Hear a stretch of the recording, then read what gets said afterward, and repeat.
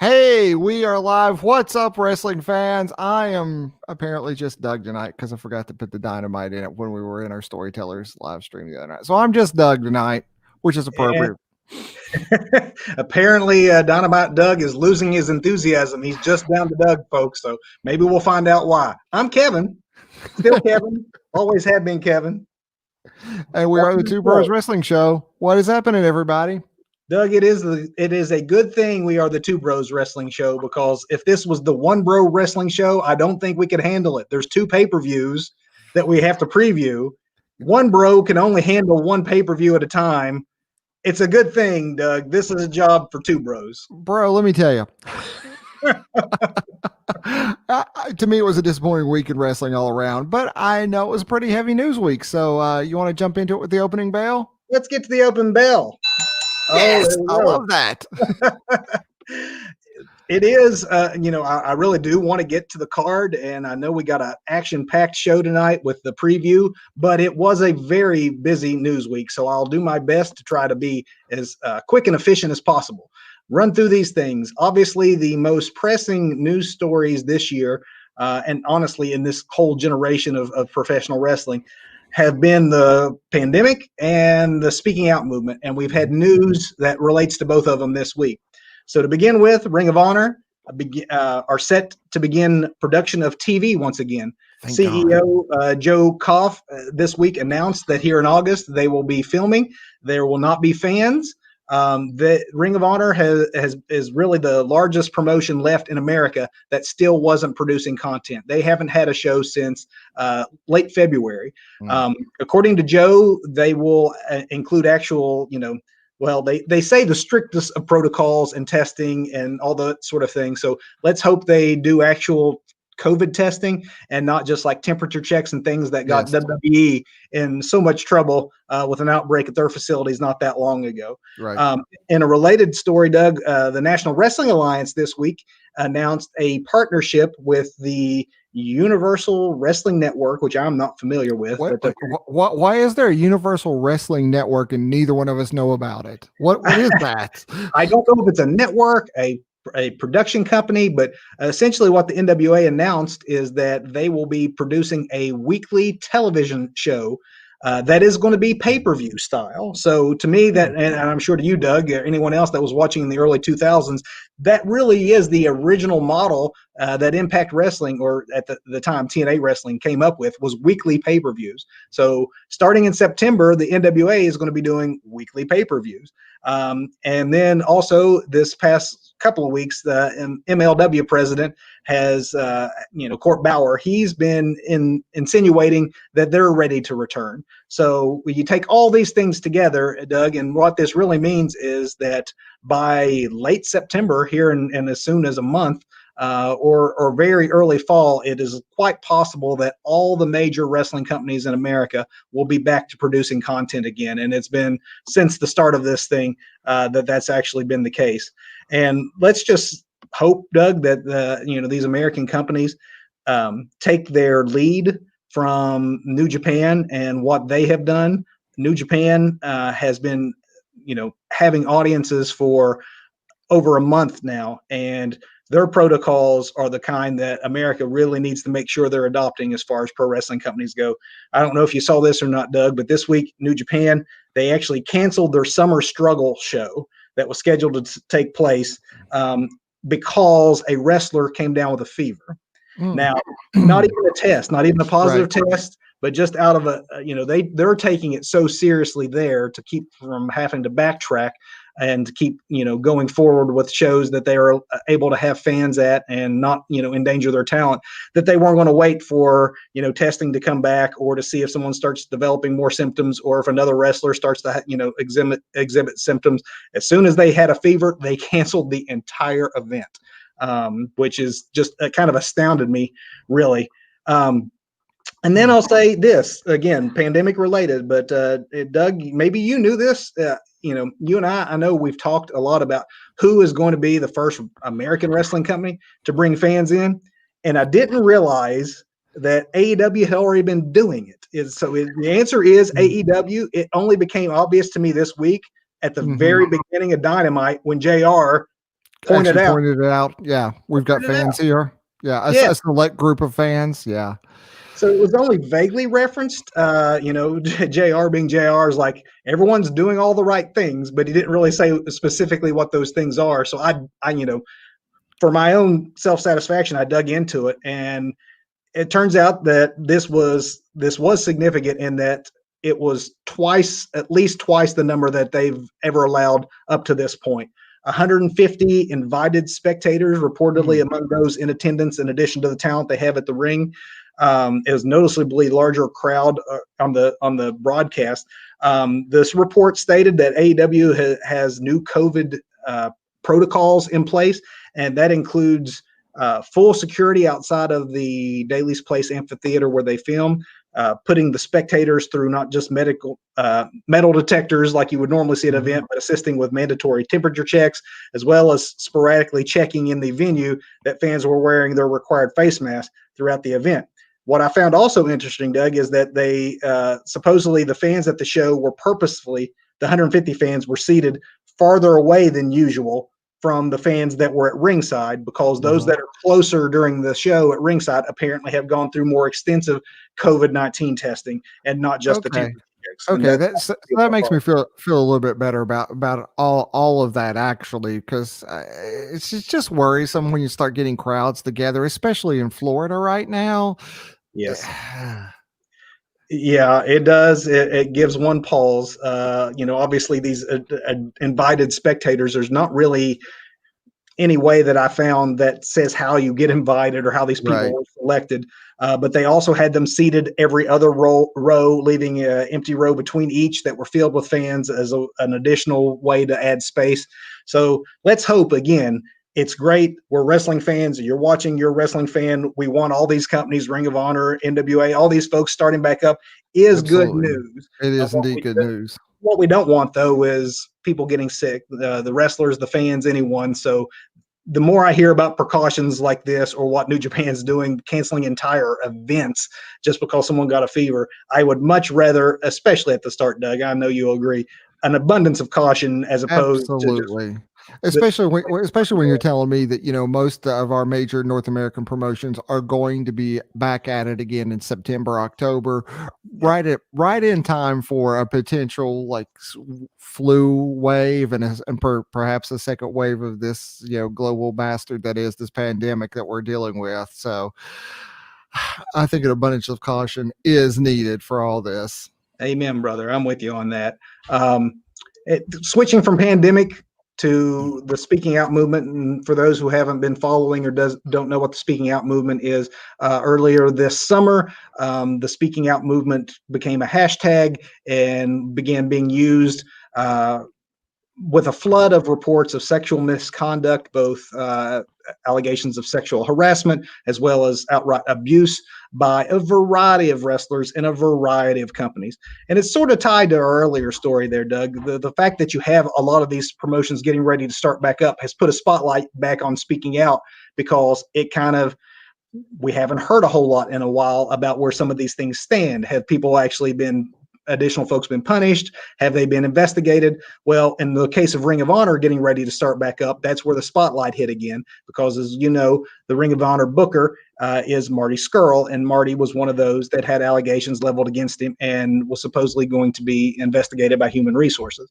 So apparently he has been relieved of all of his duties, not just not just on air duties, but at least while he's being investigated. Currently, his status is on hiatus, but that means also that as they start back up production, he is not the booker. Delirious, who many are familiar with from his in-ring work, but he also works backstage at Ring of Honor and has previously served many times in the past as head booker, is going to be returning, at least temporarily, to that role. Interesting. I did not know that about Marty. I do know that that Jimmy Havoc is now gone from AEW. I guess they concluded their investigation there and went ahead and cut Jimmy Havoc loose because they had put him on. Was he suspended and going through rehab? They put him to counseling and rehab. And actually, the official statement they made at the time, Doug, was that they were going to decide his fate with the company upon completion of both of those things. And Mm, honestly, it kind of quietly happened. It just kind of became a report this week that right. a couple of superstars have been let go, and Jimmy Havoc being one who had his bio page just removed from the website. So they've made no real announcement about it. Uh, Hmm. but it does appear that either they didn't like what their investigation turned up after he'd finished rehab, or maybe he skipped out of rehab, or Right. maybe it's just more trouble than what it's worth, and the allegation's so troubling that they thought that it'd be just best to go ahead and part ways. But they did it definitely on the down low. Yeah. But he is gone, definitely gone. And pivoting while we're talking AEW, Doug, I know last week we mentioned, but we didn't have dates and things about like the promotion being preempted several times over the next few weeks because of NBA basketball and TNT's contract with NBA basketball. Just so you folks are aware, that begins this week. The next episode of Dynamite is not going to be on Wednesday as normal. The next episode of Dynamite will be on Saturday at either 6 o'clock or after that afternoon's NBA game ends. So good luck setting your DVRs for that. But doesn't that really set it up to almost counter program with NXT? At the very least, it will have, if it starts on time when it's supposed to, the last hour of their show, which they are trying to really heavily book with some big matches just to, I Right. think, probably go head to head with that first hour of NXT TakeOver. Yes. Hmm. And obviously, we're going to get ready to talk TakeOver in a few minutes. But Yes. while we mention TakeOver, I'll go to the other subject we're going to talk about here more in depth. But SummerSlam, it's worth noting that SummerSlam is going to be the first WWE event that is not going to be held at the Performance Center. During the pandemic, that is where they have settled at the Performance Center.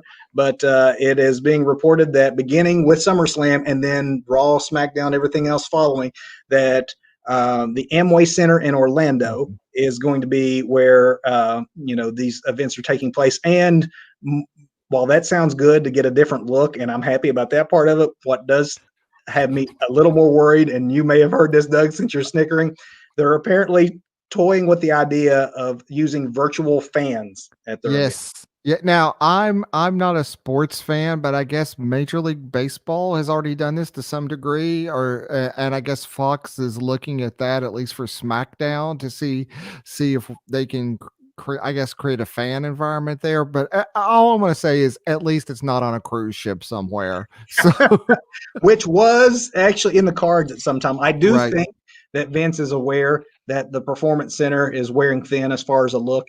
And yes, AEW is also being filmed in just one location, but being an outdoor stadium, Hmm. backed up against the stage, there's just something about it where you're not looking at the smallness of the building and that giant fan on the ceiling and all the other Yes. distractions. Like it's a better look. And I don't know what the Amway Center looks like, but if it's something very similar to like, let's go to a big arena or Right. something to give it a bigger feel, better sound in there, the echoing of the crowd, whatever it is, I'm all for a change. And I think that starting with SummerSlam would be a good idea for them. Of course, the thought just crossed my mind of having like the Sergeant Pepper album covers, kind of like fans. They could just stick famous people in the audience and just random things, If they have historical fun with it, figures. because like the virtual fans on baseball games, it has looked really weird. However, in baseball stadiums, a lot of stadiums, including my Dodgers, they're doing this, have used it as a fundraising opportunity for charity, that fans can support the team and support these charities by having a visual image of themselves, cardboard cutouts essentially, placed in the stadium. That doesn't look as odd to me because you know what the cause and the reason is behind it, and it does look better than empty seats. The idea of trying to fake the fans to look like actual fans, where then it starts to look more like a video game, that to me gets a lot more distracting. So it really is in the execution. I'll give them the benefit of the doubt, but it does make me worry that it's going to look really cheesy. Well, they are also planning a high level of fan interaction, so maybe we see something like that. I don't know. I'm going to wait and see. You and I could do something like this, and like Right? our visual features be. I've thought of that for like events and things. Like, why couldn't we be on a screen and our mics on at the end, and we can scream and something Right. to recreate like actual fan excitement with real fans. Exactly. Yeah. So I guess it'll be interesting to see that. But while we're on this subject of SummerSlam and WWE and NXT, I want to swing back around.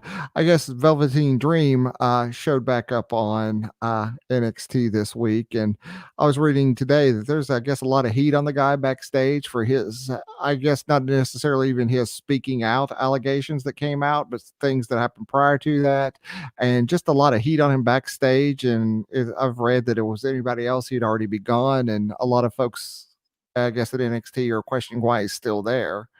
There's also some folks weren't happy that they didn't know he was coming back. So they Sounds like worked. a lot of folks didn't know he was coming back. It may be like Triple H, Shawn Michaels, and that was it, and said, okay, go wrestle.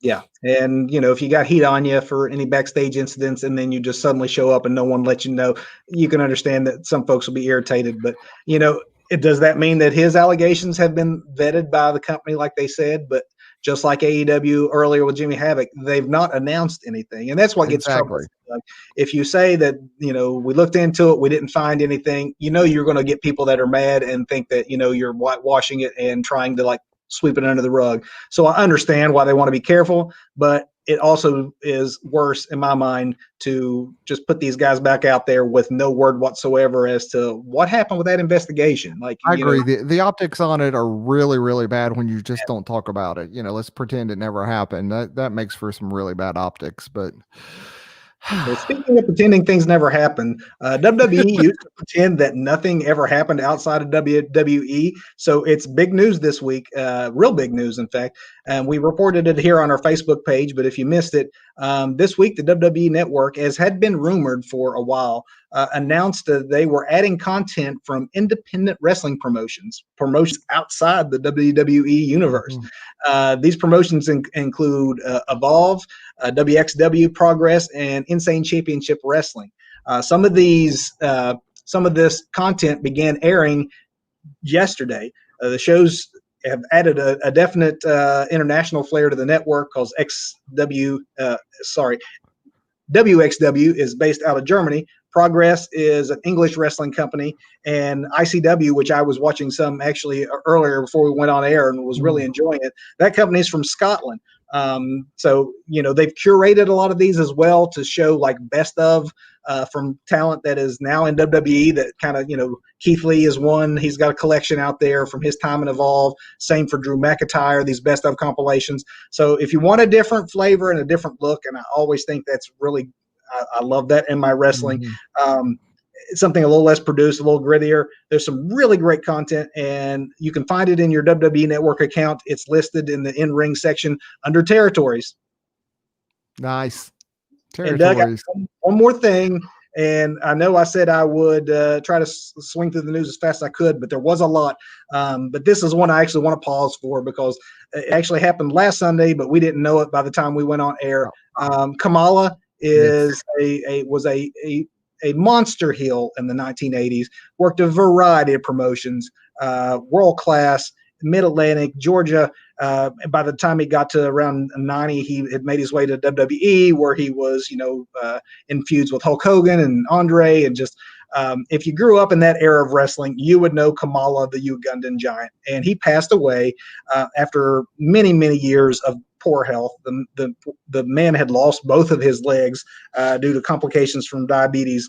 And then actually, I think what I posted the other day, Doug, it's been determined his wife actually confirmed that it was COVID-19 that actually got him in the end.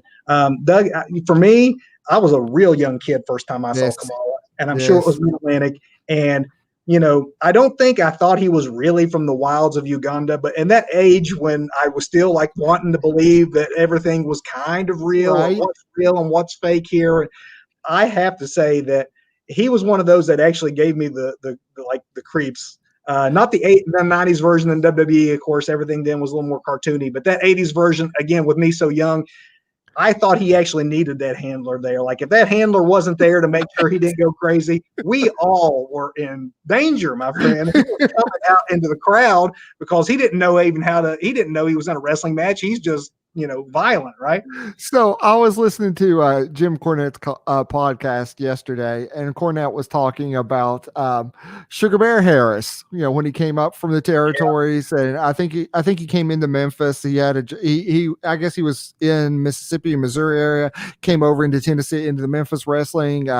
Did a show because he's a big dude. What was he, like 6'5", 300 some pounds? So huge dude, great look, but apparently poor Sugar Bear. They said afterwards, somebody said, well, how did he do? He's like, it looked like a guy who's never wrestled before. He's like, looked like this was the first time he was ever in a ring. So somebody's like, but you know what? We can use that. We can actually work that. Let's just make him like from Uganda. And he does. And that became his gimmick. The guy who'd never even been in a wrestling ring before. And he was it was totally alien to it. So. And Doug, like you and I were talking about on a whole different subject last week about how we can be, you and I as adults, just, honestly, we can be a little jaded. Like if Kamala came around today, we would probably be hating on the gimmick as like the man can't wrestle the bit, but we need to put ourselves back into like sometimes into our like 5, 6, 7-year-old selves when we first got into this, when it didn't matter that Kamala couldn't really wrestle. I mean, right. You're right. He had the look and the character he had down so pat. And like you were saying, that story is perfect. Like we can use this. And they did. And it worked for 15, 20 years for Kamala. But yeah, those old school characters like that, they're one of a kind. And our condolences from the Two Bros Wrestling Show to Kamala, his fans, his friends, and of course, obviously his family on his passing. And with that, Doug, I know we're already 20 minutes into the show, but we got 2 pay-per-views to talk about. And on paper, I have to say, I think they're looking good. If you want to start NXT first.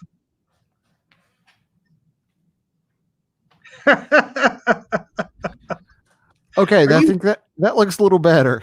You look at the screen again. The camera was a little fuzzy and just kind of kept having some issues focusing. So I just, microfiber, clean that right up. Take care of that. Sorry. Yes, main event. Let's do this. Let's do the main event, Doug. Now that we're focused. Right. NXT TakeOver 30. Doug, 30. Or 30. I know. Where has the time gone? Where has the time gone?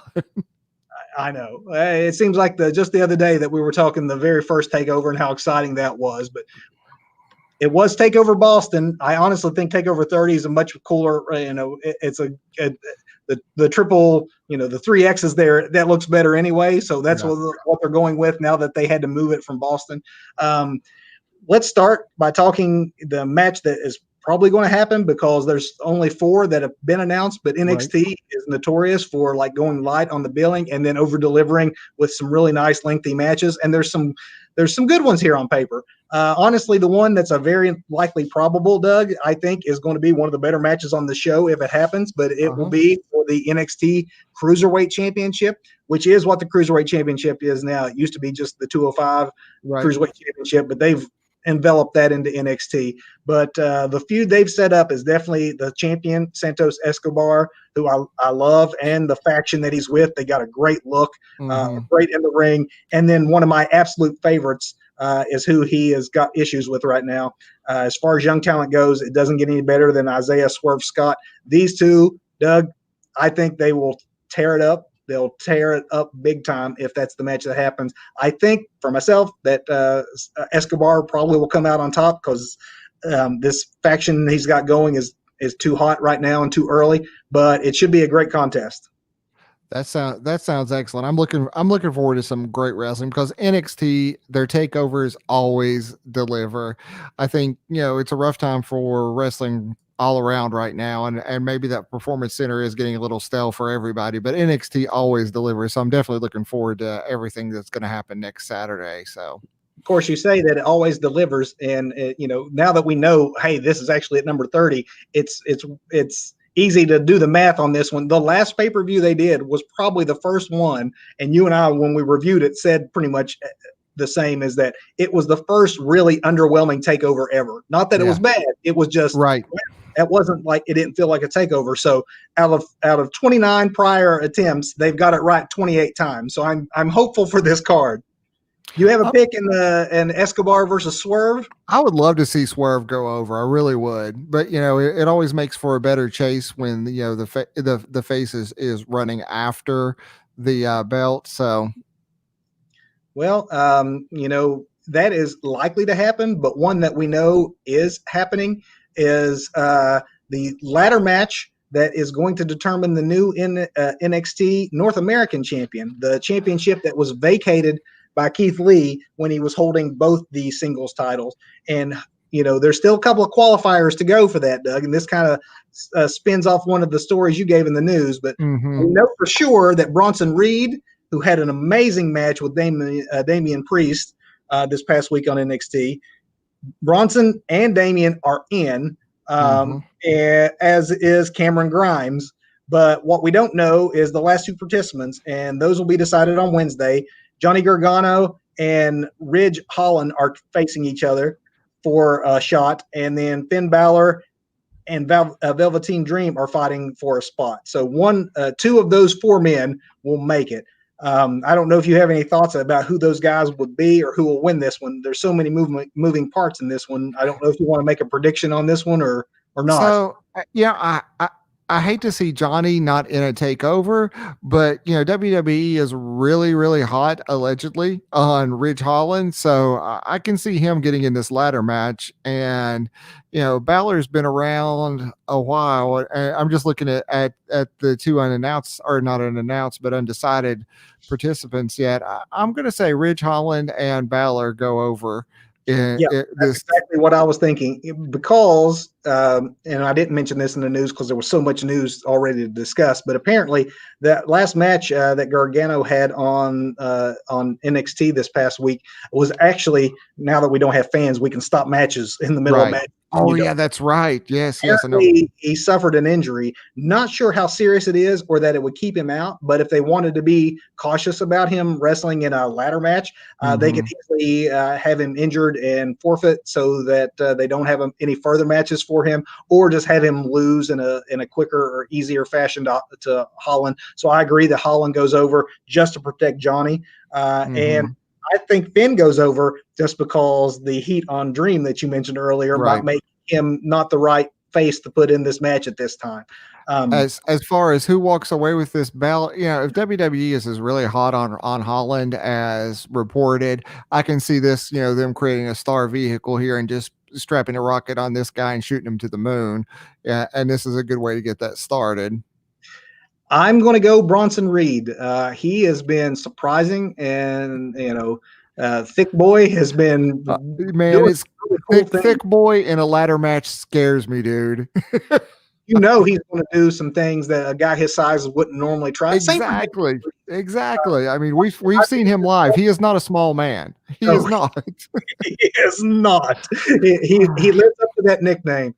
My only disappointment with this one, Doug, really is the fact that Dominic Divakovic isn't in it, because between him, Reed, and Damian Priest, you could have a ladder match of big men, all who do things that big men don't normally do. Right.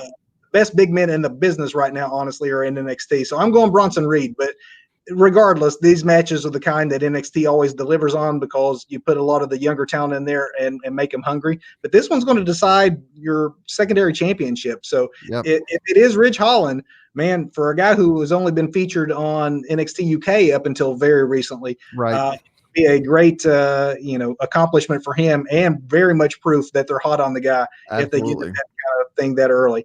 Doug, the women's match is maybe the match that I am most looking forward to, because these ladies are both fantastic, and this is not any quick thing that they've just thrown together. They've told a nice long story, but it's Io Shirai versus Dakota Kai, who has become absolutely. I remember Dakota Kai when she was the little pixie, sweet face, and I'm like, okay, I like her. She's a good wrestler.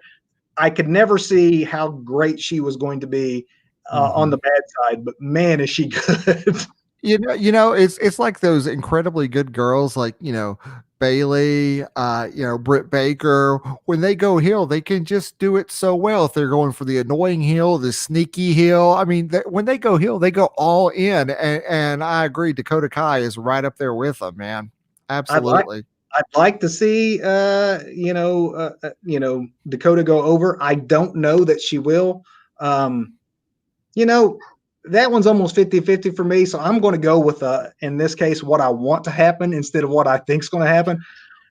She's been so good that it might be the time to put the belt on her while she's hot. But Io Shirai's been she stole the last couple of takeovers. But I'm still going to go. I'm going to say Dakota Kai. I'm going to go Io Shirai. Are we going to disagree all the way down the card? This may be the first time this has happened ever. It's happened.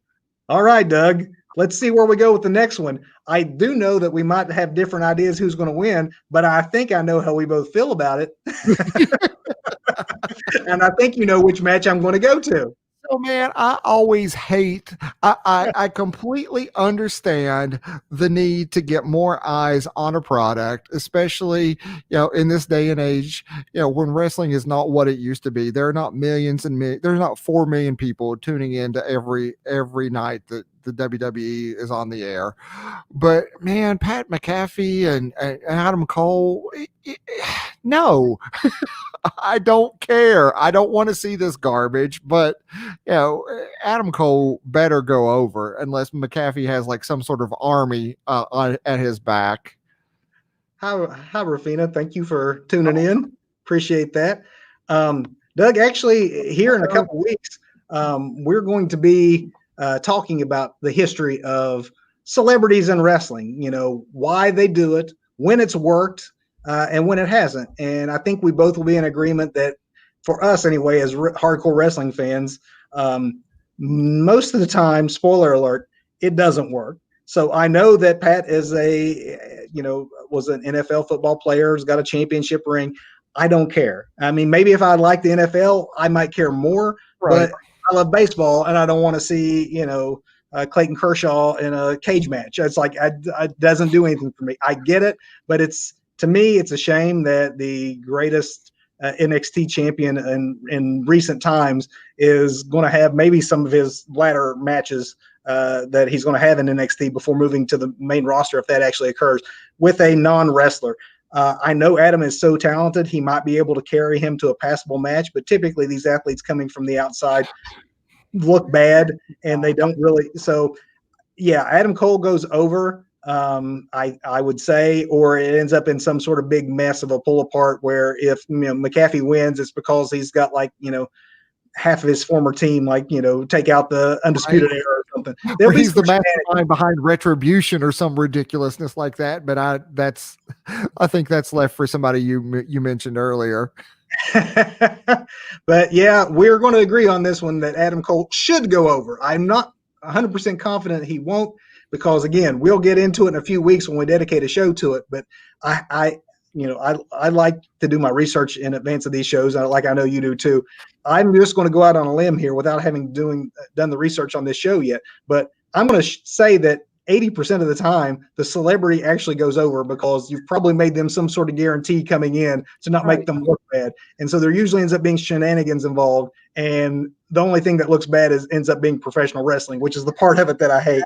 Absolutely. Because I mean, all of this work and all this effort and all this talent that is, first of all, Adam Cole, but all this work you put into him, longest reigning NXT champion, leader of the Undisputed Era. And then you have like a kicker, not even like a huge lineman or something, but a kicker come in and kick him right in the head. It helped there, right? I mean, come on. No, a kicker who's like a podcast host or whatever. He does seem like an actual fan, which a lot of times these celebrities don't. A lot of times they come in, they seem very lost. He does seem comfortable. He talks a good game, so he's got the talking part down. It's just going to be exposed once you get into an actual ring that the man isn't a trained wrestler. So it'll be a train wreck, which I hate to see on TakeOver 30, particularly for someone like Adam. But hopefully it's short and sweet and doesn't overstay its welcome so that we can get to the main event, which is what I am looking forward to, my friend. We got the NXT champion, Keith Lee, the man, taking on his biggest, literally, challenge to date, I think, in Karrion Kross, who has been the hottest act in NXT since his arrival. Doug, how do you see this one going down other than being awesome? This is one of those, regardless of who walks away with the strap, everybody wins.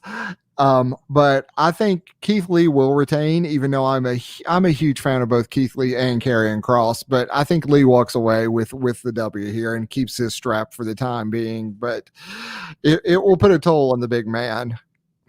It will be, if that were to happen, it would be Kross's first loss, which would be significant. But Keith just gave up that North American Championship, so to take all the belts off of him at the same time, I agree, probably won't happen.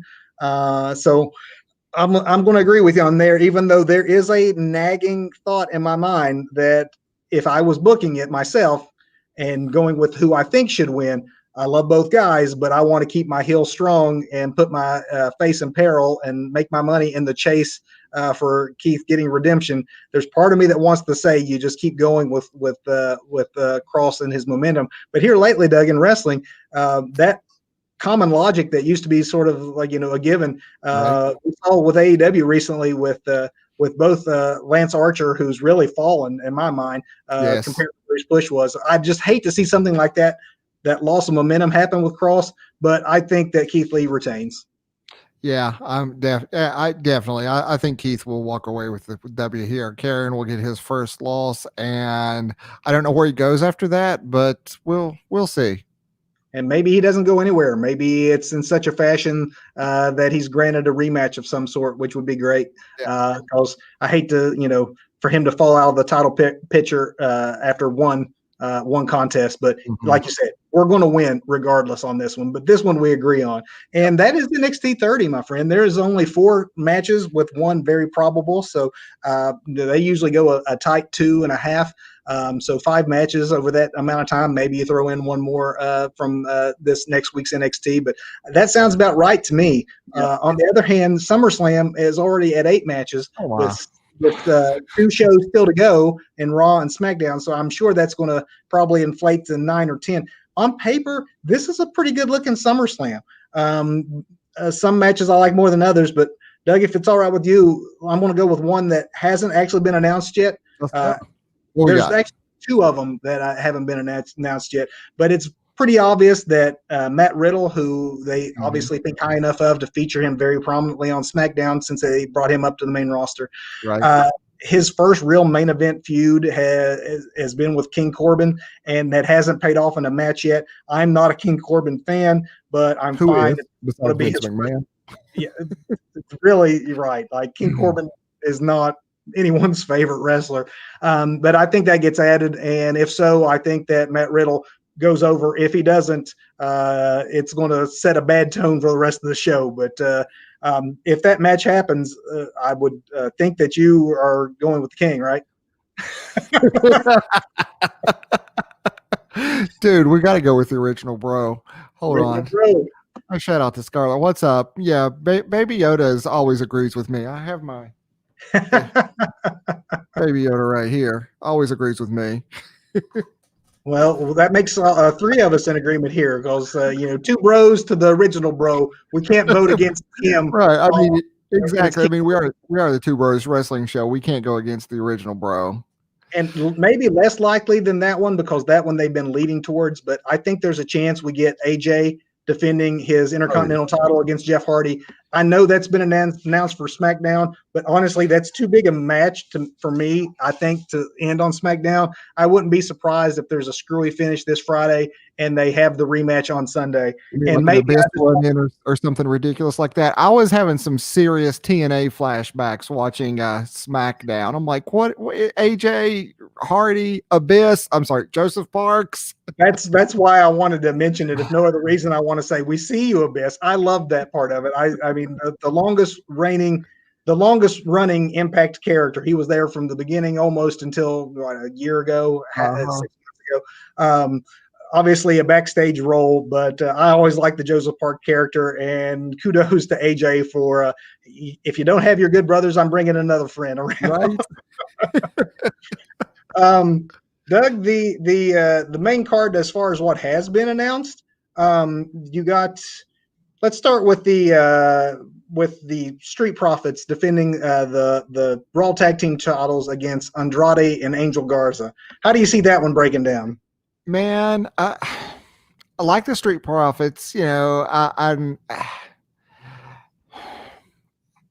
think Andrade and Angel Garza should both be singles acts, but well, they're not right now. And you know, Andrade was really a hot property for a while, and it looked like he was getting a good singles push. I think the Street Profits are going to go over here and retain. I'm going against you again. Awesome.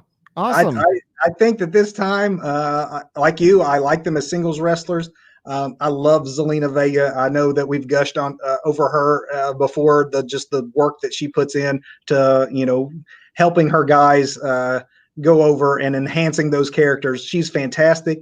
I like what they've been doing. They've been, some weeks they're barely getting along. Other weeks they're working like clockwork. They're a great couple of singles wrestlers. I like them also as a tag team. Street Profits have held the belts for a while. The Street Profits are so over.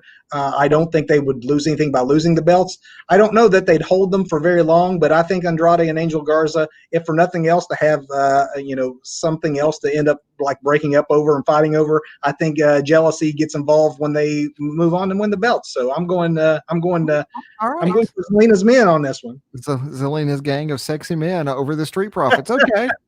That's cool.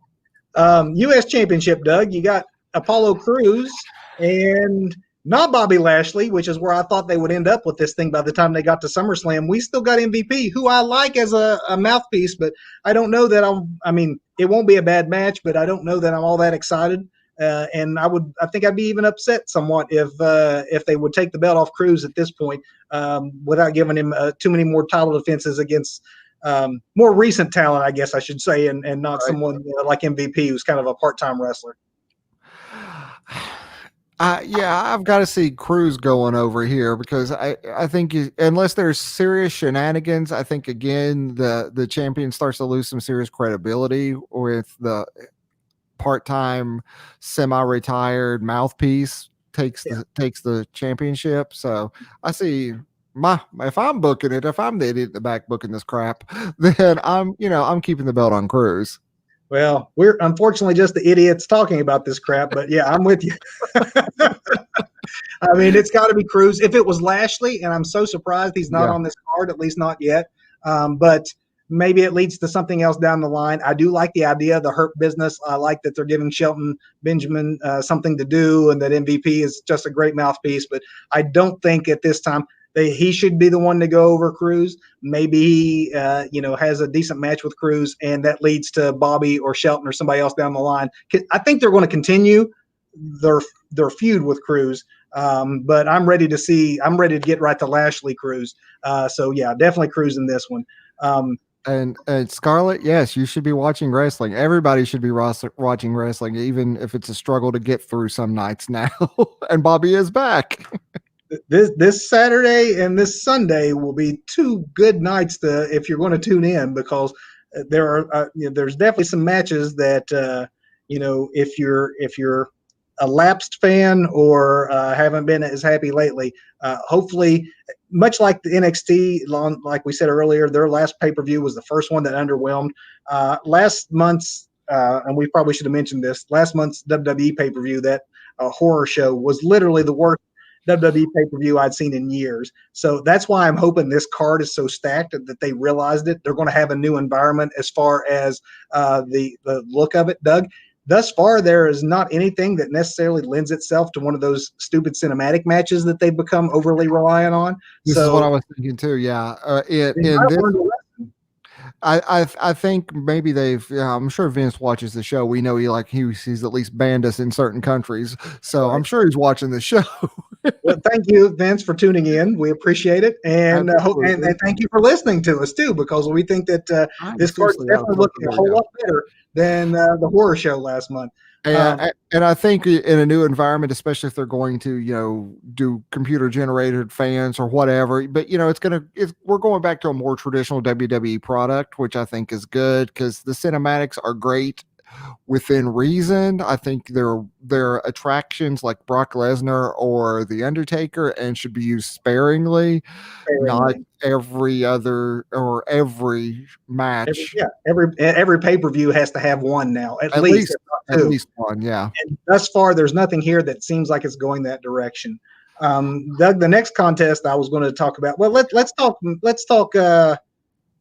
Mandy and Sonya.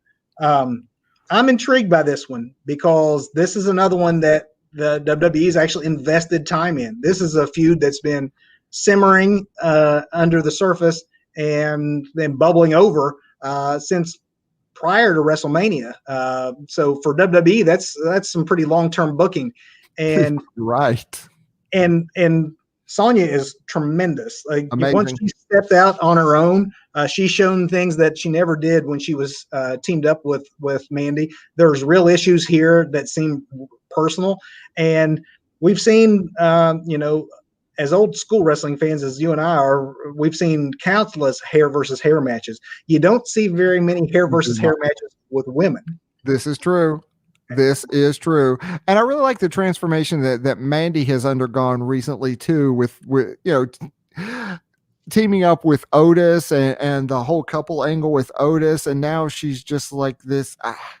I don't know, the angry, I don't know. I just like that energy she's got now. I think Sonya is amazing on the mic. That was just a hidden talent they just kind of kept buried for so long. And I'm really actually looking forward to this because, in their last couple of pull aparts, there's some energy there and these girls, work well together. There's definitely chemistry there. So obviously the stipulation adds a whole other layer. And for me also kind of complicates it because then I start taking the stipulation into account when trying to guess who is going to win. I honestly see Sonya being more willing to go for a buzz cut than Mandy, who's more portrayed as the she's got legit skills. Don't ever dismiss her as being only someone that came out of modeling. But Sonya's got that legit mixed martial arts background, and I think would probably still just look completely tough. Yes, shave her head and she's still going to look like a badass, somebody who could go toe to toe with Baszler. Which is why I think that in this one, somehow I think Mandy's going to come out on top because I think it's Sonya that's going to have to lose her hair. I agree with you, brother. Okay. 100%. I agree with you. As soon as the stipulation that came up, I was like, okay, Sonya's losing, but it's going to work for her because it will enhance the heel persona, I think. Now, if it hadn't been for the stipulation, would you have gone the other way? Because I think I might have. I think I might have too, actually. So that's one of those where the stipulation may give away the finish, but we might be surprised. And if so, kudos to Mandy if she's willing, with her, not just her talent, but with her looks. If she's willing to sacrifice the looks for the sake of the show, then I will have more reason to be applauding her when we do our review next Sunday night. But This will be a great contest. It's one of the ones that I think, honestly, the women's matches on this bill are definitely near the top of what I'm looking forward to at SummerSlam, Doug. So why don't we go to the other women's matches while we're talking about them? So I'm a little bit confused about this because I'm looking here on the interwebs, and I guess these are two singles matches for some reason. I don't even understand how this is booked. I really don't. So we got Asuka first versus Banks and then Bayley, or maybe the other way around. I'm not sure how they'll put them together, but Asuka's wrestling twice. Yes. Which I love, actually. They set it up this past week because she had already, if you remember, she won the right on Raw to fight Sasha for the title. Well, then on SmackDown, they had a battle royal to determine who would face Bayley, and Asuka snuck her way into the battle royal as a participant and won that as well. So she's wanting to get her revenge on both of them. And honestly, Sasha and Bayley as a tag team, they've been as a duo around for a while now, but it's really since right around WrestleMania that I think they've hit their stride doing their best work. I honestly thought, Doug, that they would break those two up before SummerSlam and have a match at SummerSlam as the payoff. In some ways, they've been so entertaining. I'm kind of glad they haven't. Right. But they've definitely teased it. Like, Asuka won the right to face Sasha by beating Bayley, and Bayley was only in that match because Sasha threw her into it, which obviously, it was pretty obvious from Bayley's reaction in her face that she sold it really well, that she was not happy with her tag team partner there. So I'm actually, Doug, I'm going to do a double prediction here. I know we've said we haven't seen the Empress of Tomorrow that was on NXT, because we haven't. No, but we have I not. really think that over the last month and a half, pretty much since Becky left and relinquished the belt to Asuka, this is the strongest Asuka has been booked since she got to the main roster. And I think the fact that they're giving her both of the women's matches, and I think the fact that they're trusting her to have 2 matches on the card goes to show that they have faith in Asuka.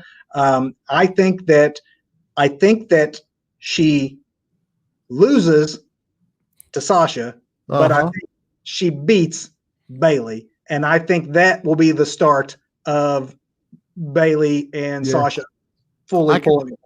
I can see that. I'm not sure. I'm not sure where on the card they fall or how these cards will fall, but she will lose Yeah, I was kind of like you. I think she loses the first one, and then exactly, and whichever one doesn't help the other one, that's going to be that turns into their feud. Yeah. So Payback is the next pay-per-view, Doug, and it's already been announced that they will be defending their tag team belts. So between what happens on this night and then I believe they'll lose the tag belts then, I think they'll go from having 4 belts to having no belts, or at least one of them having a belt, and that's going to be the final straw of jealousy that just blows up the other one. And it looks like it's going to be Sasha being the more manipulative one, the way it's gone the last few weeks, which is why I'm going to guess she might be the one to retain, and that Bayley just finally has enough and just blows up. But I'm interested to see how they get there. Because I think it's been brewing, and I think in normal times this probably would have been hot shotted, and we would have seen the disintegration months ago, and not let it stew like this. But these are far from normal times, so we're not getting it at SummerSlam. We might get it. We might get it at WrestleMania, or at least Royal Rumble. I think it'll still go for a while. I hope so, because again, that would show some restraint on WWE's part, because they have had this going for much longer already than I thought they would. So once they finally do that breakup, if they do the same long game with the feud itself, I would be all for it, because these women collectively, and I mean the 3 of them, Asuka and Bayley and Sasha, have been some of the most entertaining segments on both Raw and SmackDown. So I'm looking forward to these 2. I'm not so sure I'm looking forward necessarily to the next one that I want to talk about, Doug, but we're having a street fight with Seth Rollins and Dominic Mysterio defending his father. But before I even get in predictions, I want to say I didn't have him as my performer of the week, which we're going to get to, of course, as always in our big finish. I was very close to it, because if nothing else, that kid took a beating like a man. If that was his initiation to say, let's see how tough you are, just go out there and take it, kudos to you, Dominic, because that's brutal, my friend, brutal. Yeah, full disclosure, I haven't actually still not had a chance to watch all of Raw, but I did watch some recaps over the weekend, and my goodness, that poor kid's back looks terrible. It was raw meat. I mean, they beat the crap out of him, and he took it. And I have to think that this is some sort of wrestler's initiation. Honestly, I know he's Rey Mysterio's son. I know he's been involved in the business since he was little, really a little kid. He doesn't, to me, yet look like a WWE superstar. He's been kind of shaky on the mic. I don't know how far along he is in his training. Thus far, all it's been is pull apart brawls and things on television. So if you get him in an actual match, I think the street fight part of it will protect him, because he doesn't have to wrestle. He can just fight. But I don't see how unless Ray gets involved. I'm going to say that Seth goes over here. See, I expect Ray to get involved, and this is one where it's almost like another celebrity match to a certain degree because you've got the kid and you've got the seasoned veteran.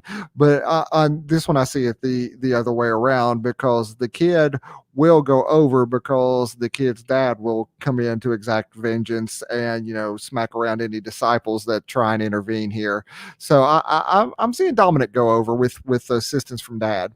Well, that will, even if it does come with assistance, if that were to happen, it would be obviously a statement win for a kid making his first match debut on a pay-per-view as big as SummerSlam to go over a main eventer as big as Seth Rollins. So it's definitely a rocket ship strapped to his back if that's the way it goes down. We'll see. I don't know that the match will be much, but maybe it doesn't have to be if it have all these outside elements getting involved in a street fight. But he also could surprise us. We've never really seen him work, and maybe he might seem shaky on the microphone, but maybe in a pre-produced contest, he might have enough there that he might end up looking better than I'm expecting it to look. But we'll disagree on this one and have to circle back next Sunday and see who was right. Right. Now we got the two main events in all likelihood because they are the World Championship matches. We'll start with the one I am not interested in, and that is Braun Strowman, Doug, versus The Fiend, Bray Wyatt, in a singles match for the WWE Universal Championship. Thoughts on this one? Predictions on this one? I'm confused about who the heel is in this now. I don't know what's going on, and I love the Fiend, but I really don't care about this. The Fiend is such a great character. I'd love to see the Fiend walk away with the belt, but I don't know what's going on, and I don't think WWE does either with this. I actually think it will go to the Fiend, and maybe that's just my booking, my fantasy booking, because I'd like to see them rehab both the belt and the character of Braun Strowman. I don't have anything against Braun. I think he has a good look. I think for a big man, he wrestles a believable big man style. Between all the cinematic matches and the goofy nonsense, he's just been booked really poorly since they threw the belt on him at WrestleMania. And I think because of that, it's starting to like feel a little long with him with the belt. So I think they make the switch to the Fiend in a match that hopefully is better than I expect it to be, because truthfully, if we're reviewing this next Sunday night and it was a really good match, I will eat my hat and apologize, but I don't expect this one to be main event quality, even though it's going to be at or near the main event. Yeah, we'll see. We'll see. That leaves us to what I think will be the actual main event. Yeah. And that is for the World Championship, where you have Randy Orton challenging Drew McIntyre for the belt. Doug, I was a Randy fan back way in his early career. I will say that after Evolution and he sort of became that B player where he didn't wrestle all the time, and when he came in, he was able to be depended upon to have like a C to B. He's never going to have an A match. He seemed like kind of low on effort and what have you. I say all that to say I am apologizing to you, Randy Orton. This is truly, since he came back at WrestleMania, WrestleMania season rather, he had the match with Edge and then the follow-up match with Edge. And in both instances, it could be very well argued that both nights they stole the show. And I know Edge is great, but he didn't do that alone. On the mic, Orton is doing the best work that I can remember him doing in some time. I'm actually back into Orton again, and have been, into Drew and Drew's journey since they started it. I'm actually looking forward to this match. And if you would have told me 3 months ago that they were going to go Orton as Drew's opponent at SummerSlam, I would have been disappointed. And now I'm not. I don't know about if you feel the same or differently, but what do you think of Orton at this point in time, Doug? I'm kind of indifferent on Orton because and again, I haven't been keeping up as much with Raw lately. I watch the recaps a lot, but I'm. Here's what I think is going to happen: is that we're going to see Orton walk away with the belt, and we're going to see Drew start to chase for a while. But we're going to see that because Flair interferes, because I don't think Flair was actually taken out by Orton. This is the dirtiest player in the game, and he's working the long game with one of his Evolution cohorts from back in the day. So it all sets it up nicely for Flair interference. I like that Drew finally, went from being mid card or even lower mid card. Ever since they pushed him to the main event, I've been a true believer. I always thought he deserved it, and I was surprised they went with it. However, in WWE world, April is a long time ago. In pandemic world, it might as well be a year ago. He's held the belt. He's looked strong with the belt, but I think that there's at this point more value in that chase for him to get his revenge and maybe have that finally happen when there's an audience to appreciate Drew. In the meantime, with the promos he's been cutting and the work he's been doing, I'm actually fine for Orton walking away. I think he will, and that'll set up things down the line. So on this one, we agree. Randy Orton actually will be your new world champion. Write it down, folks. The two bros agree. Next Sunday night. Hold on a second.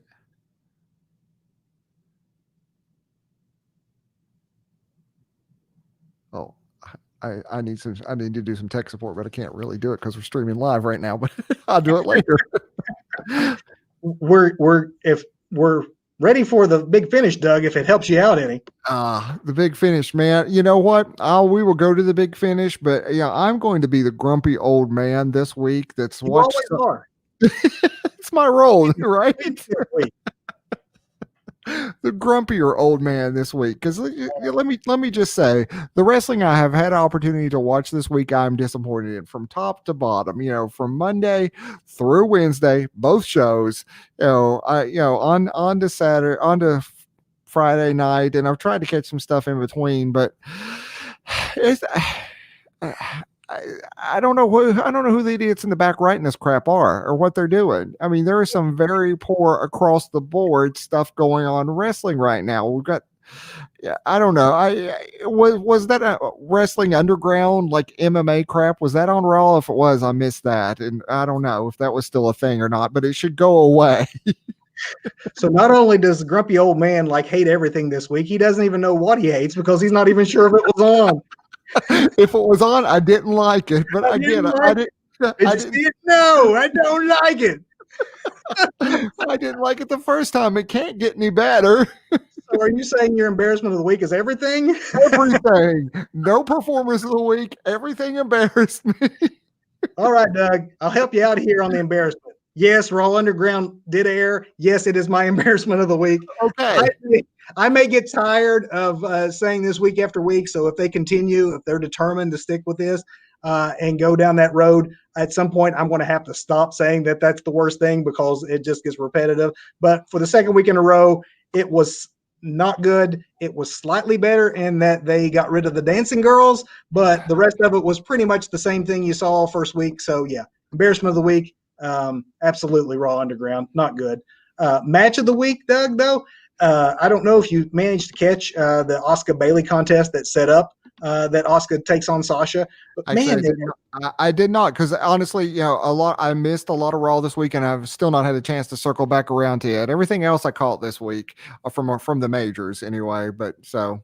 Well, yeah, they absolutely, again, this to me showed that they're reinvesting in Asuka, and we're seeing at least glimpses of the old Asuka again, and they really put on a great match, which makes me excited that they'll try to one up that at SummerSlam.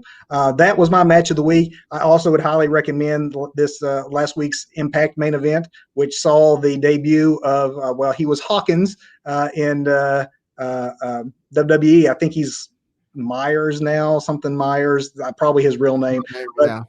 He took on Eddie Edwards in an open challenge for the World Championship. So he walked into a World Championship match in the main event, and the guy whose gimmick in WWE was he lost every match, goes into Impact, goes into the main event, and had a great world title contest. That one was really close too. So not to say that that you would like it, but if you haven't seen that one. That was actually really good. I agree. Overall, the main shows were underwhelming. There's no doubt about that. But I do think they are well positioned for this takeover event and for SummerSlam. Hopefully they'll have some stronger go home TV this week. For my performer of the week, maybe you don't have a performer of the week. I mentioned earlier that I was half tempted to give it to the kid for just taking the beating that he did. But my goodness. I don't know that I have seen a better segment of wrestling in the last 3 or 4 months than that confrontation between Randy Orton and Ric Flair. I think it was, the best promo that Ric Flair has given since his retirement.